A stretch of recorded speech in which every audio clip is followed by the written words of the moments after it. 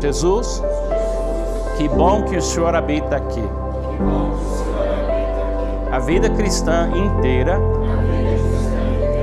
que eu vou viver já habita em mim. Porque para mim, o viver é Cristo. Não sou mais eu quem vive, mas Cristo vive em mim. Cristo é tudo e está em todos nós. Amém?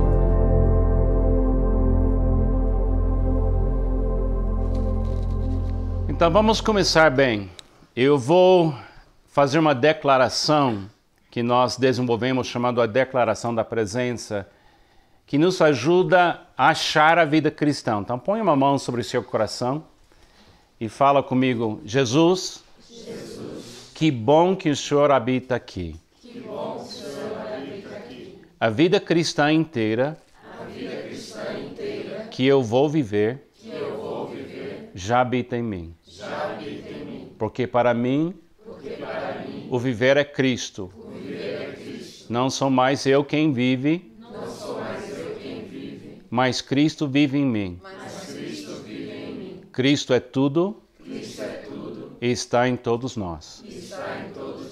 Amém. A grande alegria dessa experiência permanecer é uma experiência de abundância. É uma experiência de começar não na escassez, de começar seu dia, momento a momento, vivendo o seu dia a dia, não faltando o que você precisa para viver a vida cristã, mas você vive de um ponto de partida de abundância, que é Cristo em você neste momento. Então, durante esse curso, a gente vai tentar explicar que o cristão já vem com a vida cristã inteira vivendo nela. Porque, você lembra que a gente acabou de falar? Porque para mim, o viver é Cristo. Então, a gente tem uma maneira de falar: quem tem Jesus não tem falta de nada. A gente vai explicar isso mais. Mas na maioria das vezes, nas cabeças, nas mentes de crentes, discípulos, de qualquer igreja, a vida cristã é mais parecido com isso aqui. É uma confusão, é uma salada. Se você perguntar para a maioria das pessoas o que é a vida cristã, por exemplo, se eu perguntasse, se a gente tivesse tempo neste momento de perguntar para esse grupo o que é a vida cristã, ia demorar, mas a gente ia ouvir cada ideia, cada conceito, cada paradigma, e a gente ia ficar um pouco assim confuso. Agora, vamos fazer uma coisa aqui para você ver como é difícil, se a sua mente está vivendo isso, essa confusão, você realmente descansar. Então, quero que você tenta achar número 1, 2, 3, 4, 5, 6. E quando você chega até 15, levanta a mão, tá bem? Você está achando o número 1 lá em cima? Tá bom, então aí há 2, 3, 4, 5. Porque estão todos aí. Tem todos os números nessa tela, você pode achar. Então, a vida cristã para muita gente é exatamente assim. Eles têm que ficar concentrados. Quem já chegou até 8, 9? Alguém? Tá bem, estamos chegando. Quem chega até 15? Tá bom, tem uma pessoa que chegou, outra pessoa. As pessoas mais espirituais chegam primeiro. Esse é o problema. Quando você faz a vida cristã uma competição, que quem chega primeiro, você não cria descanso, você cria competição, correria e não chega no descanso. Agora eu vou ajudar. Olha o número 1, depois está vendo 2, 3, olha, baixa mais um, 4, 5, tá vendo? Tem um sistema. Estava escondido, não estava? Então, 1, 2, 3, 4, 5, 6, 7, 8, 9. Agora vai para cima. 10, 11, 12. Tudo bem. Isso é vida cristã de qualquer cristão. Isso aqui é vida cristã para quem fez faculdade bíblica. O que eles fazem na faculdade bíblica, no seminário, eles dão para você um sistema, teologia sistemática. E você aprende a dividir a Bíblia em assuntos, e você aprende a dividir a Bíblia em paradigmas e ideias, e você estuda a Bíblia durante anos e anos, e você consegue começar a ter uma visão do que Deus tem feito na história da humanidade. Mas, na realidade, a única coisa que você precisa ver claramente para a vida cristã funcionar é isso aqui. Isso é Jesus, pelo menos como alguém imaginou ele. Mas o que você vê aqui, se você consegue enxergar, tem palavras. Se você chegasse bem perto e você sabe ler inglês, você ia ver o Sermão da Montanha, Mateus 5, 6 e 7. E olha, quem aparece lá nas palavras? Jesus. Então, a vida cristã é Jesus. Fala isso comigo. A vida cristã é Jesus. Ele é toda a vida cristã. Se você tem Jesus, você tem em você tudo que Deus espera de você. Você lembra que Jesus disse em João 15, sem mim, o quê? Nada podeis fazer. Então, se você tem Jesus, você tem a essência do cristianismo. Então, em vez de o cristianismo ser uma competição de quem chega primeiro, de quem conhece mais, quem sabe mais, quem faz mais, a vida cristã é quem vive Jesus. Entendeu? O alvo não é competir com alguém. O alvo da vida cristã é literalmente viver Jesus. Não sou mais eu quem vive, mas Cristo vive em mim. Cristo é tudo. Fala isso comigo. Cristo é tudo. Isso é muito importante. E o versículo continua em Colossenses 3,15. Cristo é tudo e está em todos. Todos que o aceitaram como Salvador. Agora, a primeira ideia que eu quero passar nessa introdução é que o que nós vamos fazer durante esse fim da semana é focar na pessoa de Jesus e ver ele no contexto de uma vinha. Ele sendo a videira, a gente acha primeiro ele, depois o ramo, o agricultor, o fruto, e a gente vai andando, como se fosse um passeio na vinha de Deus. Mas tem uma regra na vida espiritual que é muito importante, e a regra é essa: o que ganha sua atenção, ganha você. Então fala isso comigo. O que ganha sua atenção, ganha você.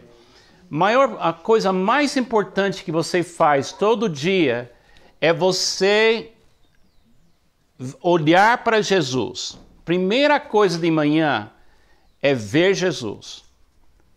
Achar Jesus. Aquela declaração que a gente acabou de falar, a vida cristã inteira que eu vou viver já habita em mim, começa com uma declaração assim: Jesus, que bom que o Senhor habita em mim. Por quê? Porque de manhã, na hora que você acorda, você precisa achar a fonte. Você precisa achar a vida cristã. Você precisa achar abundância. Senão, o que acontece? Você acorda de manhã e você entra na escassez. Você entra na escassez.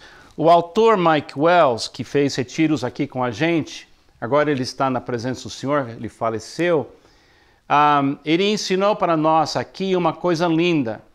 Imagine aqui nessa mão todos os seus problemas, todas as suas deficiências, todos os seus erros. Imagine aqui tudo que você queria mudar na sua vida. Todos os defeitos, todos os desafios nessa mão. Agora imagine aqui nessa mão a presença de Jesus. Aqui você não quer mudar nada. Aqui você não quer alterar nada. Ele é perfeito, amém? Amém. Agora, mas quando normalmente a gente acorda de manhã, nós estamos focados em o quê? Escassez. Os problemas. Quem aqui tem problema? Levanta a mão. Alguém? Veio alguém que não tem? Tem alguém aqui que não queria mudar alguma coisa a respeito de você mesmo? Todos nós. Quem aqui ainda tem algum problema com pensamento, com emoção, com vontade? Quem não tem? Todos nós. Agora, se você acordar de manhã focado nos problemas, então isso faz você ficar nervoso e você entra em ação para mudar isso. Porque o ser humano, quando ele vê uma coisa imperfeita, que não funciona corretamente, o ser humano quer consertar. A gente quer consertar a gente, quer consertar o nosso marido, nossa esposa, entendeu? Assim. Agora, se você acordar assim, você vai ser prisioneiro disso o dia inteiro. Agora, se você falar, Jesus, que bom que o Senhor habita em mim, o que aconteceu? Seus problemas ainda existem. Mas quem está dominando? É Cristo. E essa batalha de foco, o que ganha sua atenção, ganha você, ela continua 24 horas por dia, 7 dias por semana. Até quando a gente dorme, nós temos problemas com isso. E muita gente não dorme porque não consegue tirar os olhos daquilo que não está bem. Entendeu? A gente até tem que aprender a permanecer enquanto a gente está dormindo. Entendeu? Mas você começa fazendo isso normalmente acordando. A coisa mais importante na vida espiritual é a hora que você acorda. Porque você vai determinar o foco naquele momento. Então aqui a gente vê algumas coisas. Você tem dentro de você uma capacidade incrível de interpretar coisas quando você fica focado. Leia isso comigo. De acordo com uma pesquisa de uma universidade inglesa, não importam em qual ordem as letras de uma palavra estão, a única coisa importante é que as últimas letras estejam no lugar certo. O resto pode ser uma bagunça total que você ainda pode ler sem problema. Isso é porque nós não lemos cada letra isolada, mas a palavra como um todo. Deu certo? Agora, que vocês que não sabem escrever bem e tem problema, não, é só a primeira e a última letra, tá bom? O resto a pessoa consegue fazer. Sua mente foi criada para buscar resolver coisas. E a chave disso é atenção. Se você viver uma vida sem prestar bem atenção, você vai ter problemas. Mas tem que escolher o objeto principal da sua fé. Alguém falou certa vez que o valor da sua fé depende do objeto da sua fé.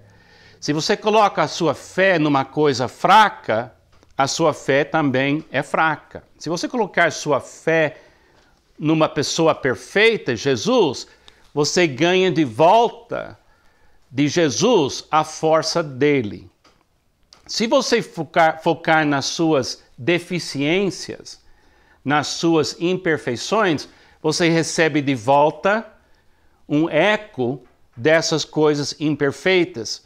Mas se você focar na pessoa de Jesus, você ganha a força de Jesus. Se lembra em Salmo capítulo 1 que diz que o homem que medita na lei do Senhor de dia e de noite é como uma árvore plantada junto a um rio de água. Então, atenção, o que ganha sua atenção ganha você. Vamos fazer mais uma experiência. Leia comigo. Esse pequeno texto serve apenas para mostrar como a nossa cabeça consegue fazer coisas impressionantes. Reparem nisso. No começo estava muito complicado, Mas nessa linha, sua mente vai decifrando o código quase automaticamente, sem precisar pensar muito, certo? Pode ficar bem orgulhoso disso, sua capacidade merece parabéns. Então, você foi criado para decifrar coisas, para entender coisas, para solucionar coisas, para criar coisas novas, mas tudo depende de você ficar focado. E quando você fica com a atenção focada, isso dá para o ser humano um poder. Então você tem que decidir, exatamente na hora que você acorda, que Jesus vai ser em você o que interpreta tudo. Você vai começar com Jesus. Agora vamos ver como funciona isso de uma outra forma. Você consegue achar duas letras B? Não desista. Vamos ver se consegue. Ache. Aqui. B de bola. Né?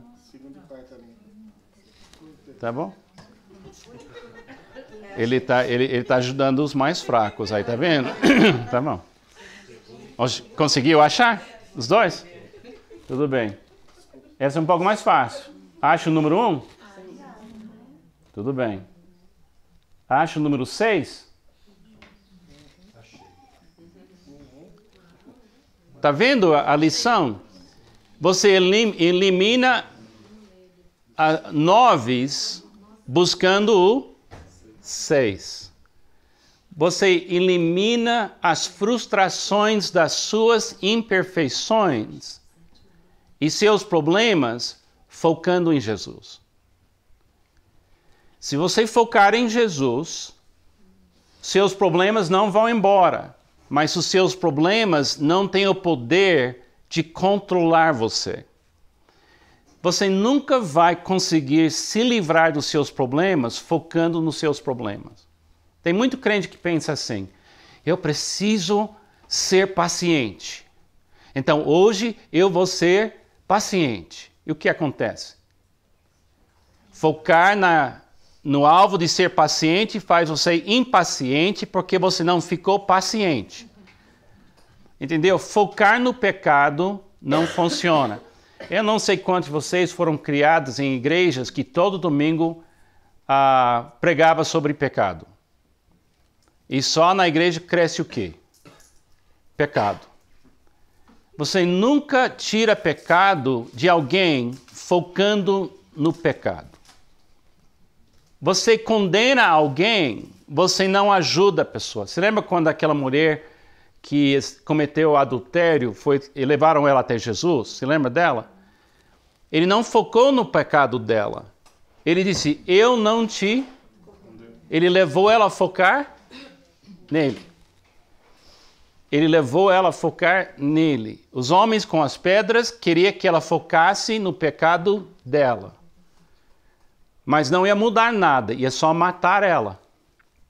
Entendeu? Então, o que ganha sua atenção, ganha você. Agora, aqui é um pouco mais difícil, talvez. Eu acho mais fácil até. Acha o N? Achou? Então, é um princípio muito importante. Então, o que temos aprendido até agora? A vida cristã inteira é Jesus. Então, eu queria recomendar, falar para vocês da minha experiência de muitos anos como pastor.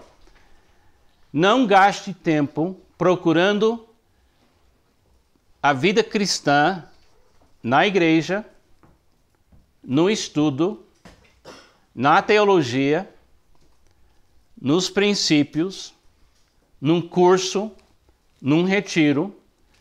A vida cristã inteira que Deus exige de você e quer para você, habita em você neste momento. Como uma videira é tudo para os seus ramos, Jesus é tudo em você neste momento pelo Espírito Santo de Deus. Então, você, em termos de vida cristã, é uma pessoa rica. Eu sou pastor há mais de 35 anos, eu aceitei a Jesus mais de 40 anos atrás, mas eu não tenho mais vida cristã do que qualquer pessoa aqui nesta sala hoje. A qualidade da sua vida cristã é igual à minha. O fato que eu prego não me dá mais vida cristã. Você recebe a vida cristã inteira na hora que você recebe Jesus na sua vida. Agora, o que faz a diferença entre nós é quem está permanecendo nessa vida ou não. O que faz uma diferença numa vinha entre um ramo e outro ramo é a cooperação do ramo com a fonte, que é a videira. A gente vai explicando isso durante o curso. Agora, o que parece estar faltando, não está faltando. Quem aqui já perdeu seus documentos? Levanta a mão. E depois achou o documento. Alguém assim? Mas perder e ficar perdido, a sensação emocional é a mesma, não é? Aquele susto. Outro dia eu estava no shopping center, deixei minha carteira em cima de uma mesa no shopping center. E uma das meninas que cuidava do restaurante, lá Café do Ponto, ela viu a minha carteira e guardou. Eu quase queria adotá-la como filha. Meu coração estava batendo assim, porque a sensação de falta faz o ser humano fazer coisas loucas. O pecado é causado por uma sensação de falta. Se lembra em Gênesis capítulo 3, quando Eva teve aquele encontro com Satanás? Satanás disse para ela: está faltando para você, Eva, para seu marido, uma capacidade. E essa capacidade é discernir entre o bem e o mal. E Eva, se você comer dessa árvore, do fruto dessa árvore, você vai ser outra mulher. Você vai ser uma mulher perfeita. Você vai ser uma mulher capacitada a ser como Deus. Então, ela ouviu essa mensagem de Eva, está faltando para você. Está faltando. O pecado é uma manifestação de uma sensação interior de falta. A pessoa faz o que ela faz porque ela está faminta. Ela está com sede. Então, a única maneira de parar o pecado na vida de uma pessoa é colocar dentro dela uma fonte onde ela bebe, uma comida que ela come, que é contínua e sempre disponível. Por isso Jesus fala: quem crê em mim nunca terá fome. Quem crê em mim nunca terá sede. Agora, comer é um ato voluntário. Então, Deus nunca força você a comer da vida de Jesus ou beber da vida de Jesus. É um ato voluntário. Por isso a Bíblia fala: se você permanecer em mim. Se. Essa atividade chamada permanecer é uma coisa voluntária. Agora, Cristo habita em você, Ele nunca vai embora. Nada pode separar você do amor de Deus que está em Cristo, mas sua cooperação com Cristo é dia após dia, momento a momento. Tem uma história que eu gosto muito de um jovem buscando um futuro melhor. Esse jovem nasceu na pobreza, nasceu na miséria, nasceu num ambiente onde não tinha esperança de ele arrumar emprego. Então ele sonhou em ir para outro lugar onde ele poderia buscar um futuro melhor. Durante 2 anos ele poupou dinheiro, ele lutou, ele viveu uma vida de muito sofrimento para realmente ganhar dinheiro suficiente para ele sair do seu país de navio para achar um futuro melhor.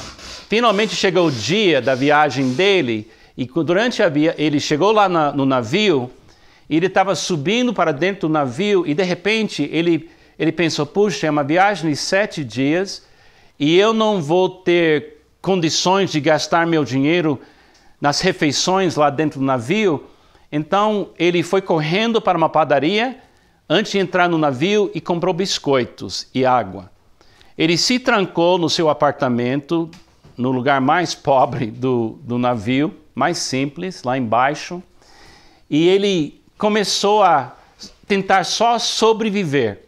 E todo dia vê alguém bater na porta do pequeno apartamento dizendo para ele, café está sendo servido, almoço está sendo servido, a janta está sendo servido. E ele não fez barulho nenhum e nunca abriu a porta. Finalmente, no 5º dia, o pessoal do navio começou a ficar preocupado, porque ninguém viu ele. Então, eles bateram e bateram, finalmente abriu a porta, ele estava muito mal, com muita fome, mas aguentando para chegar no seu futuro. Quando o pessoal viu ele, eles olharam para ele e disseram, o senhor não sabia que na hora que o senhor comprou a passagem, que todas as refeições eram inclusas no preço da passagem.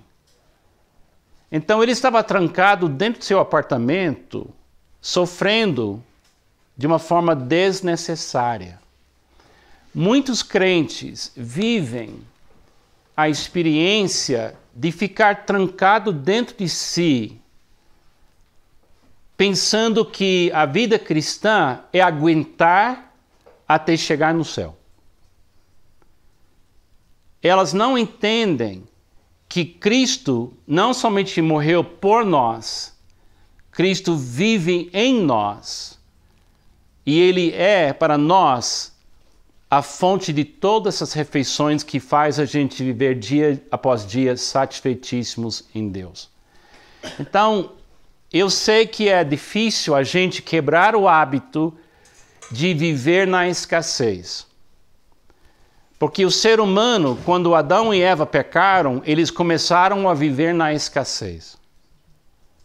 Se você ler Gênesis capítulo 3, se lembra que eles estavam vivendo na plenitude da bênção do Jardim de Éden, estavam com um casamento lindo, e de repente, de um momento para o outro, eles estão vivendo, fugindo de Deus, fugindo um do outro, acusando escassez, escassez, escassez, escassez. Em Gênesis capítulo 4, a escassez gera dentro de Caim tanta raiva, porque Abel recebeu a aprovação de Deus, Deus aceitou o sacrifício de Abel, que Caim mata seu irmão. Isso é a força da escassez.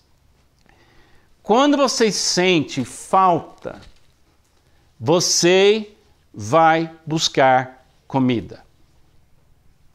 Quando você sente sede, você vai buscar água.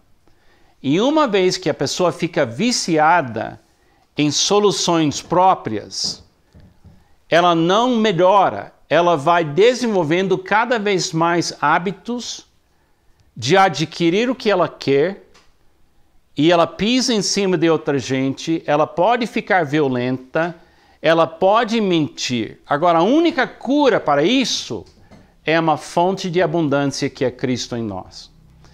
Mas aprender a viver dessa abundância para nós não é fácil. Então, na vida espiritual, dúvida é uma força poderosa. Então, uma coisa que eu quero recomendar para vocês aqui no início do curso, nessa introdução, por favor, identifique em você mesmo quando você fica cheio de escassez. E você vai descobrir que quando você fica cheio de sensação de escassez, aí vem os seus pecados para abraçar você e oferecer comida para você. Tem certas horas do dia que pessoas ficam famintas. E tem certas horas do dia que a tentação fica mais forte nas nossas vidas. É justamente nessas horas que eu preciso permanecer em Cristo. Na realidade, eu preciso permanecer momento a momento. Agora, tem muitas atividades sinceras, porém desnecessárias no cristianismo visível. Gente, tem muita gente subindo montanhas para orar, tem muita gente fazendo campanhas. Eu não sou contra, nós estamos aqui num lindo lugar nas montanhas. Eu não sou contra subir na montanha. Eu não sou contra retiro de silêncio, não sou contra de jejuar, eu não sou contra fazer campanha. Mas deixa eu dizer uma coisa para você. você não pode receber de Deus mais do que você já tem. Ele deu para você o melhor que ele é, o melhor que ele tem na pessoa de Jesus. A única coisa que você ganha se subir para uma montanha, meditar, é esclarecimento, clareza, foco, porque o que ganha sua atenção, ganha você. Mas nunca pensa que você tem o amor de Deus numa medida menor e você fazendo alguma coisa, Deus vai amar você mais. Nós fazemos isso. Eu amo você mais se você gosta mais de mim. Eu amo você mais se você cooperar melhor comigo. Ser humano faz isso, mas Deus não tem medida no seu amor. Ele ama. Agora, o que Deus faz, e Ele nos permite bater a cabeça, Ele nos permite errar, Ele nos permite escolher para ensinar. Mas Ele não faz isso para Ele amar mais a gente. Na realidade, Ele está levando a gente a amar Ele mais, com o tratamento dele. E é uma coisa muito interessante, tem essa questão de autopiedade. Eu, como pastor, recebo muita gente no meu escritório precisando de aconselhamento. E eu descobri que muitas vezes eles não precisam de aconselhamento.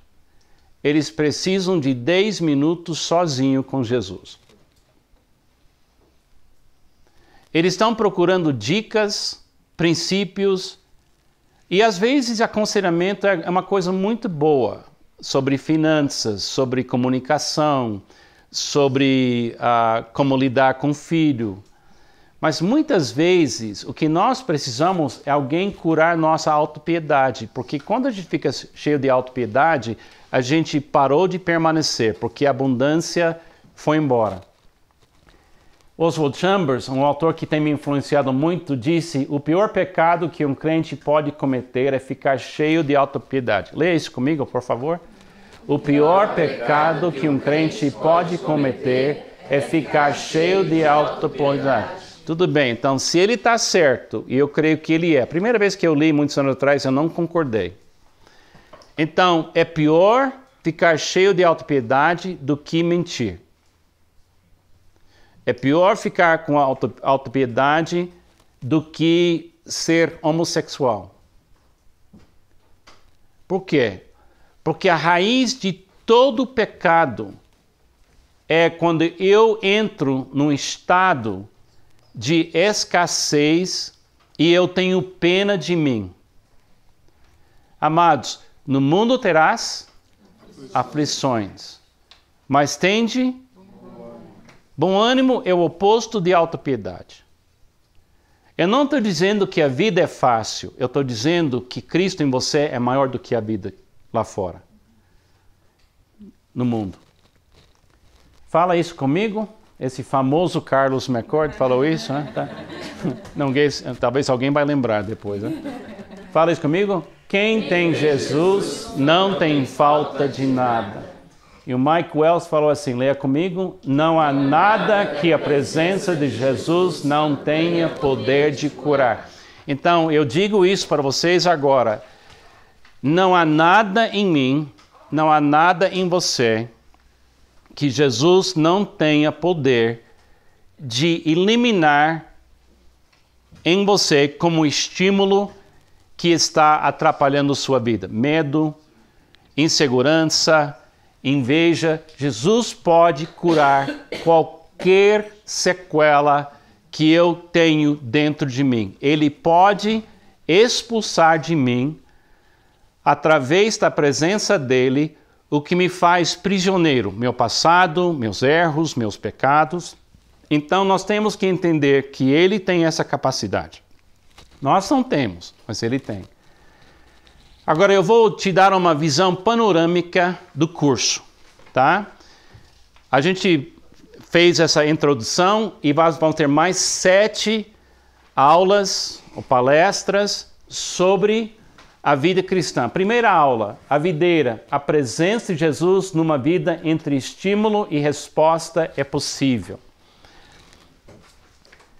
Aqui, onde vocês moram, tem gente aqui de Fortaleza, tem gente aqui de Rio de Janeiro, de Praia Grande, de Catu, Bahia, tem gente aqui de São Paulo, de São José dos Campos, de todo lugar. Agora, onde vocês moram tem pernilongo? Tem um lugar... Sabe que aqui em Campos Jordão não tem pernilongo? Você está em um lugar muito bom, não é? Não tem pernilongo. Tá bom. Pernilongo vem no fim do dia, não é? E ele normalmente vem quando para fazer barulho? Na hora que você quer dormir, faz barulho onde? Onde a gente escuta. Onde você escuta. E você acaba batendo em quem? Em você. Raramente você acerta um mosquito, acerta o pernilongo. O pecado funciona do mesmo jeito. O pecado é um estímulo interior de insatisfação. É um estímulo que não vai embora. É um som que faz você quase louco. E para abafar o efeito desse som, você faz alguma coisa que acaba machucando você. Se você é uma pessoa maldosa, você se esconde e deixa o pernilongo ir para sua esposa, para seu marido. Entendeu? E muitas vezes a gente transfere nosso pecado para outra pessoa. E a machuca outra pessoa. Então é estímulo. A gente vai ver que é possível eliminar na sua vida interior o barulho do pecado. E no lugar do pecado começa uma música. Enchei-vos do Espírito. Aí você começa a fazer o quê? Cantar, regozijar e viver uma vida alegre. Por isso a gente fala satisfação e fala de regozijar. Então, outra coisa que a gente vai aprender nessa aula sobre a videira é que todos nós moramos no mesmo bairro, na Vila da Alma. Eu não sei se você já passou a ter inveja de alguém porque ela mora numa casa melhor que a sua. Todo mundo vê uma casa linda e diz, puxa, eu queria morar naquela casa, naquele lugar. Isso é normal. Mas tem que entender uma coisa muito importante. Não importa onde você realmente mora, é dentro de você. Você pode morar na melhor casa que existe, no melhor lugar que existe. Se sua alma tem esse barulho que não vai embora, você não descansa naquele lugar. Então, Cristo pode fazer você uma pessoa que interiormente vive uma vida tranquila. A gente vai aprender isso. Segunda aula, a gente vai falar sobre o agricultor. Somente a perfeição de Deus faz a alma descansar e amar. A única coisa que faz a minha alma descansar de verdade é a perfeição de Deus. O Senhor é meu pastor, de nada terei falta. Ele me faz descansar ou repousar em pastos. Entendeu? O que faz você descansar não é dinheiro. O que faz você descansar não é fama. O que faz você descansar como ser humano é a presença perfeita de Deus. Terceira aula, o ramo. Seres humanos têm importância e valor. Somente por intermédio de seres humanos as intenções mais importantes de Deus entram no mundo. Muitos crentes pensam assim, para ser importante eu tenho que ser um pastor. Para ser importante eu tenho que receber uma unção especial. Eu quero que você entenda o fato que você existe, o fato que Cristo habita em você, faz você automaticamente importante. Baixa autoestima deveria ser uma coisa que Deus expulsa da nossa vida, não porque a gente consegue fazer coisa, mas porque a gente é uma parte importante da obra de Deus. A gente vai explicar isso mais, é muito importante. 4. O fruto. Satisfação em Deus é o assunto central da Bíblia. E essa satisfação é o que cura. Muitos crentes pensam assim, o que vai me curar é dar mais dinheiro. O que vai me curar é frequentar mais culto. O que vai me curar é estudar mais teologia. O que vai me curar vai ser eu casar com uma outra pessoa mais espiritual que eu.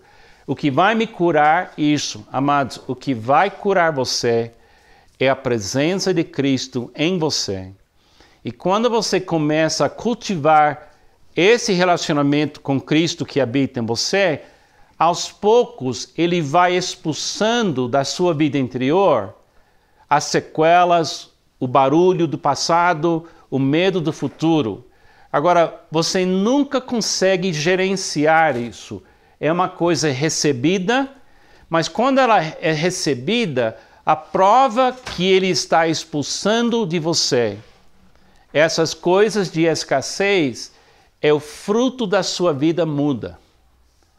As pessoas que moram perto de você e ficam perto de você começam a perceber uma calma nova, uma tranquilidade nova, uma paciência mais aparente. São frutos do Espírito, amor, benignidade, amabilidade. E você nem percebe, mas as pessoas começam a perceber alguma coisa está mudando em você. Aí elas perguntam, como é que mudou? E normalmente você nem sabe. O que aconteceu? Você estava ficando focado na perfeição de Jesus e aos poucos você acalmou e você começa a descansar e como um ecossistema de fruto que sai de uma vinha para um ramo, você começa a dar o fruto do Espírito. É uma coisa linda. A gente vai falar sobre também o mundo, a existência da dor. Agora, todo crente tem essa pergunta. Se Deus é tão amoroso e Deus é tão bom, por que existe tanta dor? A gente tem que entender que a dor não é um erro de Deus. A gente vai tentar explicar como é que Deus usa a dor. Por que Ele permite a dor? Porque a dor é uma ferramenta de evangelismo e também é uma ferramenta de formação espiritual. O maior amor que alguém passou no mundo foi Jesus na cruz. E Deus usou aquela dor de propósito para amar. Então a gente vai explicar isso um pouco. Depois a gente vai falar sobre a poda. E a poda é quando Deus vê a gente agindo e Ele gostou. Então, para aperfeiçoar o que Ele viu, Ele tem que, de uma certa forma, nos machucar um pouco. Quem aqui já passou por uma poda? Alguém? Fez tudo certinho e de repente veio dor? Então eu quero explicar que nem tudo que acontece que é negativo na sua vida é resultado de um erro. Às vezes existem umas coisas que vêm porque você acertou. E a última coisa, estações. A vida cristã é profundamente e perfeitamente simples. Nós vamos terminar o curso amanhã. E eu quero que você saia daqui com essa convicção. Eu posso viver essa vida. Eu quero viver essa vida. Eu não quero que você saia daqui pensando, não vai dar certo. Pessoas como Pamela, o Carlos, Deus deu um tipo de dom. Não, eu quero que você entenda que uma criança pode viver isso. Mulher pode, homem pode, pessoa rica pode, pessoa pobre pode. Porque Jesus criou uma maneira da gente viver que é uma maneira simples e a gente pode viver essa vida.